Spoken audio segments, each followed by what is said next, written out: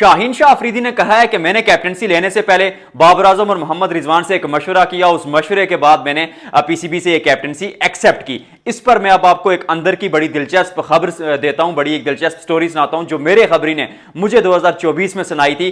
बात 2023 world cup के फौरन बाद की है, जब पाकिस्तान बुरी तरह वर्ल्ड कप में हारता और बाबर आजम कहते हैं कि मैं अपनी मर्जी से कैप्टनसी से इस्तीफा देता हूं। कैप्टनसी छोड़कर बाबर आजम घर चले जाते हैं। पीसीबी शाहीन शाह अफरीदी को टी20 का नया कप्तान बनाता है। सिर्फ एक सीरीज हारने के बाद एक दफा फिर वहां पर पाकिस्तान क्रिकेट बोर्ड में वो ड्रामाई मोड़ आ जाता है और फिर मार्केट में अफवाहें फैलाई जाती हैं अपने मनपसंद सहाफियों के थ्रू, अपने मनपसंद मीडिया चैनल्स के थ्रू के शाहीन शाह अफरीदी को कैप्टनसी से हटाया जा रहा है। ये अफवाह, ये खबर फैलाई जाती है कि सिर्फ एक सीरीज हारने के बाद शाहीन शाह को कैप्टनसी से हटाया जा रहा है और एक दफा फिर जो है बाबर आजम के सर पर यह सेहरा सजेगा। वहां पर अब यह होता है कि शाहीन शाह अफरीदी, मैं अपने खबरी की खबर आपको बता रहा हूं जो उसी तरह उसने मुझे सुनाई थी।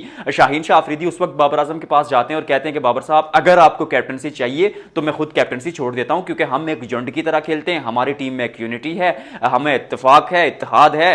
तो उस पर बाबर आजम कहते हैं कि नहीं नहीं शाहीन साहब, मुझे कैप्टनसी नहीं चाहिए, मैं आपकी कैप्टनसी में खेल रहा हूं और आपकी कैप्टनसी में एज अ प्लेयर मैं खुशी से खेल रहा हूं। उस बात के 8 से 10 दिन बाद बाबर आजम कप्तान बन जाते हैं और शाहीन शाह अफरीदी को कैप्टनसी से हटाया जाता है। उस दिन पाकिस्तान क्रिकेट में वो दरार पैदा हुई। 2021-22 वर्ल्ड कप में आपने देखा पाकिस्तान सेमीफाइनल खेला, फाइनल खेला, हार गए, लेकिन टीम लड़ती झगड़ती नजर आई। वो लड़के जो है ना वो बिल्कुल एक फैमिली की तरह खेल रहे थे, जिसको यारी दोस्ती लोग कहते थे। उस वक्त वो टीम कॉम्बिनेशन था और दुनिया भर में उसे टीम कॉम्बिनेशन ही कहा जाता है।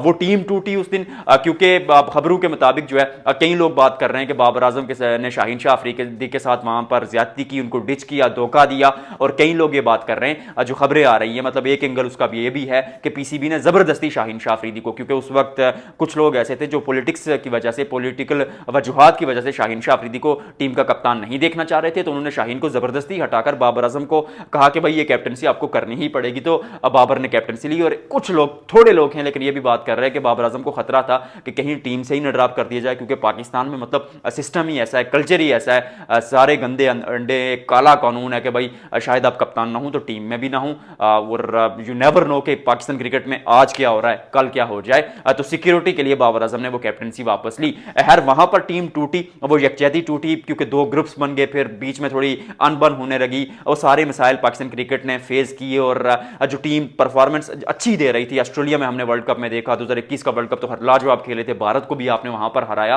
टीम का ग्राफ जो ऊपर जा रहा था परफॉर्मेंस का, वो टीम टूटी, थोड़ी लड़ाई हुई तो अचानक नीचे आ गया। अब पाकिस्तान क्रिकेट का जो कैप्टनसी का सागा है, इसमें कहा जाता है कि कैप्टनसी यहां पर फूलों का हार नहीं बल्कि कांटों की सेज है।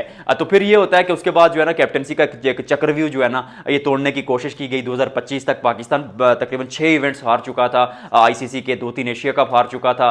तो फिर पाकिस्तान क्रिकेट बोर्ड ने मोहसिन नकवी साहब ने बैठक बिठाई और फैसले हुए, तगड़े फैसले हुए कि सलमान अली आगा को टी20 का कप्तान बनाया जाएगा।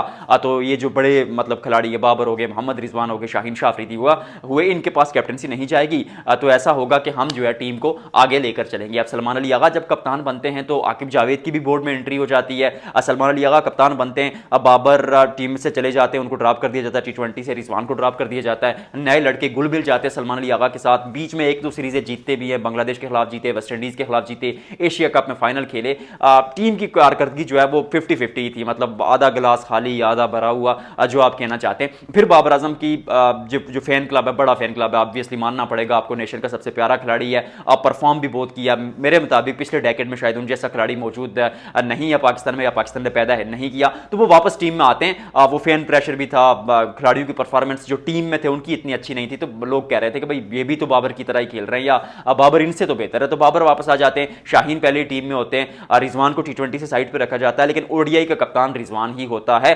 उस पर मैं डिटेल में वीडियो बना चुका हूं कि रिजवान को क्यों हटाया गया। अभी सिर्फ एक लाइन बताऊंगा कि रिजवान को इसलिए कैप्टनसी से हटाया गया क्योंकि वो एक इस्लामी आदमी है। तो आपके बोर्ड के सेकुलर गोरे कोच साहब नहीं चाह रहे थे कि भाई इस मेंटालिटी का आदमी जो है वो आपका कप्तान हो, तो इसलिए वो टी20 में भी नहीं है। ओडीआई में अब परफॉर्मेंस है तो खेल रहे हैं, परफॉर्मेंस नहीं होगी तो नहीं खेलेंगे। तो फिर ये होता है वहां पर कि रिजवान को कैप्टनसी से हटाया जाता है। तो आपका जो कोच था वो चाह रहा था कि सलमान अली आगा कप्तान बने। ये भी मैं उसी वीडियो में डिटेल में बता चुका हूं, जो लोग मुझे देखते हैं उन्हें पता है।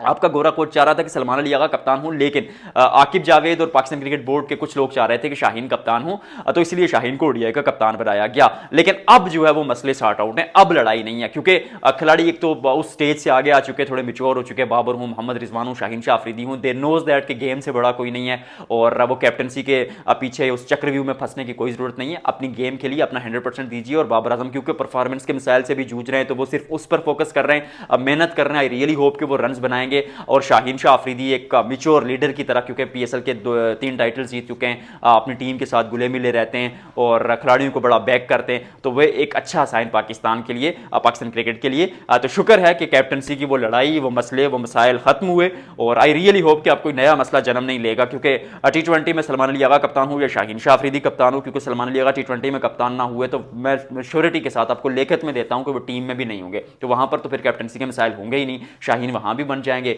ओडीआई में भी होंगे। और अगर सलमान अली आगा परफॉर्म करते रहे, जो कि साउथ अफ्रीका के खिलाफ उन्होंने किया, एशिया कप में टीम जस्ट ओके खेली, इतना अच्छा नहीं खेली पर बहुत बुरा भी नहीं खेली, मतलब it was just fine, average खेली, तो अगर परफॉर्म करते रहे तो T20 में वही होंगे। तो आई रियली होप कि अब वो जो लड़ाइयां थी, वो मिसाइल थे, वो नहीं होंगे और पाकिस्तान क्रिकेट टीम एक झुंड की तरह एक बार फिर खेलेगी।